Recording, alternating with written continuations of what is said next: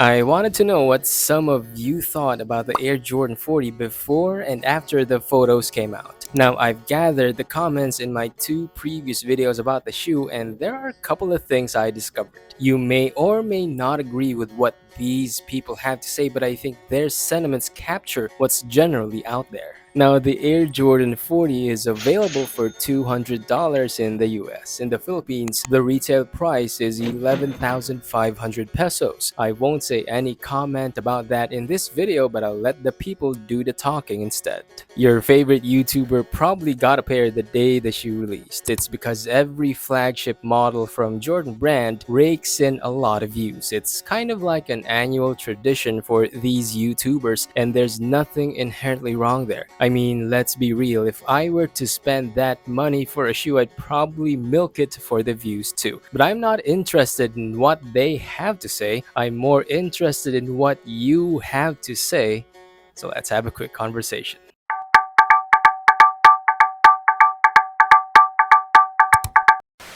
Beginning with the time before the shoe was officially unveiled, let's hear it first from my people who constantly show up. My man, Mr. John Paul Ong, says he is loyal to Jordan Brand. Shout out again to you, bro, and shout out as well to my man Donnie Ringo, and thanks for staying active. Meanwhile, someone made a prediction early on. The Miracle of the Valley has called it, claiming that the Air Jordan 40 is the shoe of the year. We Win DVD sees the shoe as a combo of the Adidas Dame 9 and the AE1 Low with a touch of the Air Jordan 17. And speaking of comparisons, Apakan thinks that like the Zion 4, the Air Jordan 40 is pretty dope. Some folks are ready to grab a pair on day one. My man Brother One says that he loves the shoe and that he'll cop a pair because they're like a new futuristic retro and it's dope. Chuck Miller agrees, adding that the description was spot on. Jordan Girl says that she's likewise ready for them and that she's gonna get a pair. Suede TV also says that he's grabbing a pair because the shoe takes from the Air Jordan 10. It's probably one of his favorite silhouettes.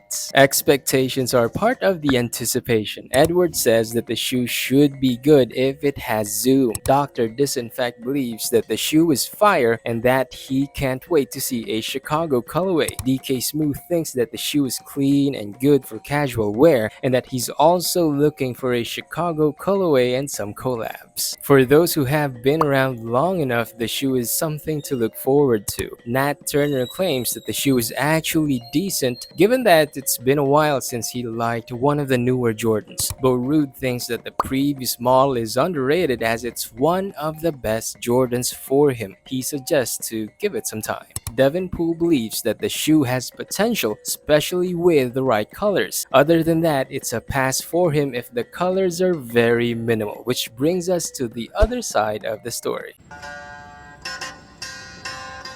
Of course, not everyone is thrilled prior to the shoe's official unveiling. James says that the Air Jordan 40 looks like a Skechers shoe. Carlos Mendeville says that the photos appear to show a very basic model for a brand anniversary. Steve P even says that he can buy a more stylish shoe at the dollar store. And then of course, there's the association with past models. J Rose says that the Air Jordan 40 doesn't look like the Air Jordan 20, but Suede TV is quick to add that the Air Jordan 40 actually took from the Air Jordan 10. And sometimes it's not just about the previous shoe models but also the previous designers. OG Kick says that the shoe doesn't move the needle and that Jordan Brand needs to bring Tinker Hatfield back. Hey Google agrees, adding that Jordan Brand's current designers are basura. He also says nah in his separate comment. Meanwhile, Sammy Laka wants Jordan Brand to bring back the retro cards that go with each purchase. Design inspiration and price will always be part of the conversation. Konka Khan says that the shoe looks like a takedown version of itself. It's still not good enough for him even if some fancy collab colorways drop. Starlight Wolves believes that the shoe is overpriced for $200, that there are better options, and that the Jumpman needs to go back to supercars and fighter jets for inspiration. Pac-Man says that for its price, the shoe doesn't even light up.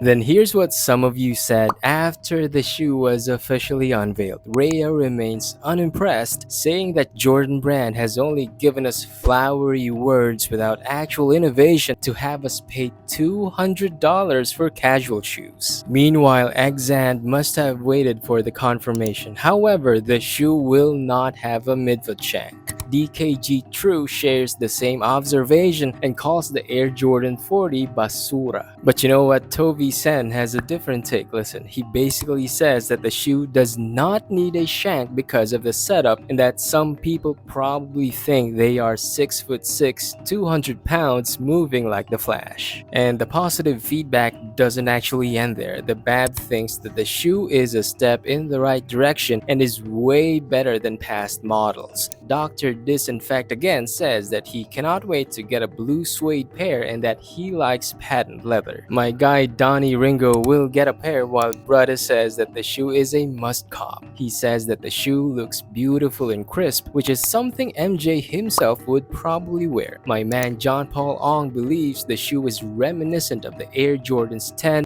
20, and 30 in certain ways. Perhaps Frankenview sums it best for those who remain fans of the Air Jordan flagship model. He believes that an Air Jordan shoe must have premium leather on the upper, the latest tech in the midsole, and enough aesthetic appeal to qualify for off-court wear. Now, if you've made it this far, chances are you're probably a fan of the Air Jordan 40 and that you're interested in what people have to say about it. And it's perfectly fine because it's a new basketball shoe and there are tons to talk about it. Or perhaps you have something to say about the shoe that hasn't been covered yet. Or maybe you already have a pair and you want to share your thoughts about the shoe. You may have regretted it or perhaps not. Either way, I'd love to hear what you have to say. So let me know what you think.